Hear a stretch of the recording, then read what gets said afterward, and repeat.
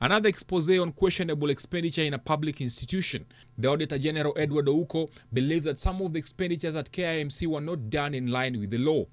He singles out unfinished construction project, which he says used up hundreds of millions of shillings, the grabbing of a land belonging to the institution by a private developer, as well as a failure to evaluate properties as a cause of the loss.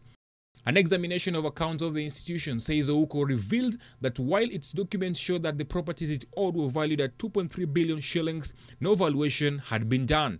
As a result, it was not possible to ascertain the figures provided by the institution and whether the value given was the true worth of its properties. But that is not all. The administration has also been put on the spot of an encroachment of the institution's land by a private developer. Ouko says that the encroachment, if not revoked, could cut off the male and female hostel as well as the catering unit. This would affect the institution's operations, says Ouko. And while the institution had paid about 115 million shillings to a contractor for the building of a modern kitchen and a dining hall, the works were below the agreed standards, with some incomplete.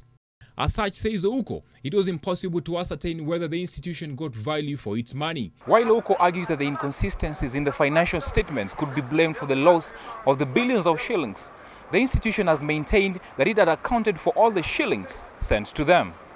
An annexed response attached to the audit report says that the transactions at the institution had been done above board with no losses. The institution's statement on its financial position singled out some of the properties it owned, whose total value was about 2.3 billion shillings. These include current and non-current assets.